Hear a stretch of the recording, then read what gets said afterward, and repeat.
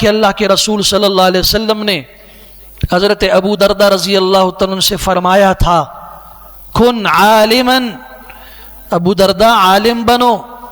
او متعلما یا طالب علم بنو، او محبا یا ان سے محبت کرنے والے بنو، او معینا یا ان کا مددگار بنو، ولا تکن الخامس، پانچواں نہیں بننا۔ اور سنن کبریٰ میں امام بہقی رحمۃ اللہ تعالی نے جو حدیث نقل کی ہے ان میں چوتھا لفظ ہے عالم بنو، طالب علم بنو، ان سے محبت کرنے والے بنو، او متبعا یا ان کے پیچھے چلنے والے بنو، ولا تکن الخامس، پانچویں نہیں بننا، عالم نہیں بن سکے، طالب علم نہیں بن سکے، ان سے محبت بھی نہیں کر سکے، چوتھا کام ان کے پیچھے چلنے کا تھا وہ بھی نہیں کر سکے، تو پھر تم پانچویں بن گئے۔ ولا تکن الخامس، ابو دردہ پانچویں نہیں بننا، پانچویں اگر بن گئے فتہلک، تو ہلاک کر دیے جاؤ گے،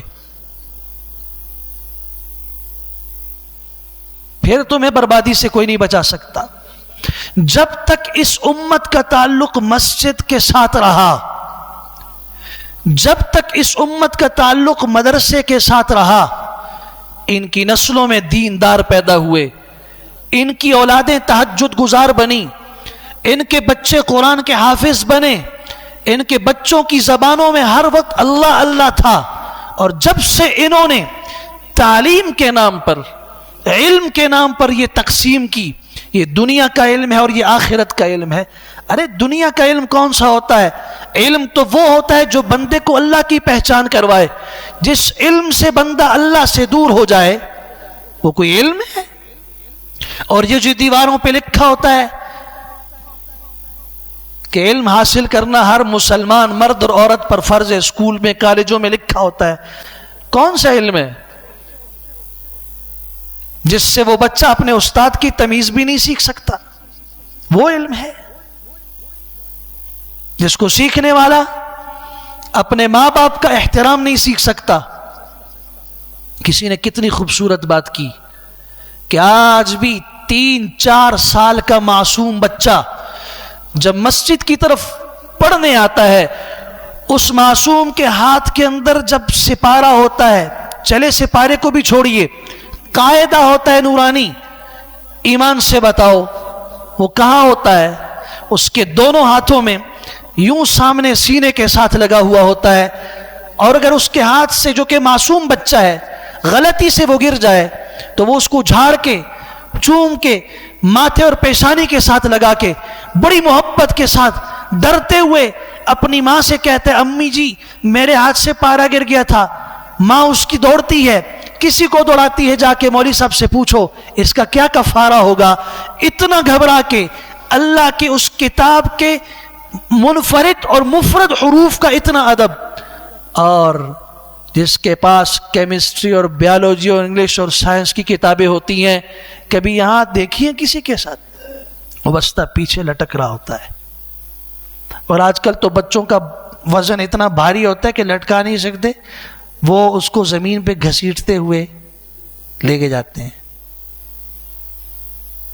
یہیں سے صاحب عقل کو فرق سمجھنا چاہیے۔ اس علم کے بارے میں کہہ رہے ہو کہ یہ ہمیں جنت تک لے جائے گا، اس علم کے بارے میں کہتے ہو کہ یہ ہمیں رب کی پہچان کروائے گا، میں اس کے ناجائز ہونے کا قائل نہیں ہوں، بالکل جائز ہے، ہمارے بچے پڑھتے ہیں، ہم نے خود پڑھا، لیکن میں اللہ کی اس عظمت کی قسم کھا کے کہتا ہوں جو ادب قرآن و سنت کا اور دین کا ہمارے ان چٹائیوں پہ بیٹھ کے پڑھنے والے بچے کرتے ہیں نا، وہ آپ کا ایم اے کا آدمی نہیں کر سکتا۔ میں نے ایم اے کے پیپرز میں اسلامیات کے پھٹے ہوئے وہ جو ان کے ہوتے ہیں پاکٹ ہوتے ہیں، ان کو یہاں پہ باندھے ہوئے اور اس کے اوپر بیٹھے ہوئے لڑکوں کو اپنے پاس دیکھا ہے نقل کے لیے۔ تو اسلامیات کی کتاب میں کیا ہوگا؟ اس وقت میں کام کیا کہ سورہ انفال کی آیتیں تھیں، ان کا ترجمہ اور مختصر تشریح لکھیے۔ میرے ساتھ بیٹھا ہوا لڑکا اٹھا اور اس نے اپنے نیچے سے وہ نکالا تو مجھ سے برداشت نہیں ہوا اور میں نے کہا اللہ کے بندے یہ سورہ انفال قرآن کی آیتیں ہیں یہ، اور یہ پورے اسلامیات کے ہر صفحے میں یا قرآن کی آیتیں ان کا ترجمہ ہے یا اللہ کے رسول کے فرامین ہیں، ان کو اوپر بیٹھے ہوئے ہو، پھر ایمان سے بتاؤ کہ یہ علم کہلانے کے یہ راستہ وہ ہے جو ہمیں جنت لے جائے؟ یہ تو وہ راستہ ہے کہ جو کہیں ہمیں جہنم کے گڑھے میں نہ ڈال دے۔ بے ادبی کی وجہ سے، ادب کی وجہ سے لوگ بلندیوں پہ گئے ہیں، اور بے ادبی کی وجہ سے میں نے علماء کو، قابل ترین علماء کو ایسی حالت میں دیکھا ہے کہ میں اس کو اس ممبر پہ زبان سے بیان نہیں کر سکتا۔ الدین کلہ ادب، دین تو سراسر ادب کا نام ہے۔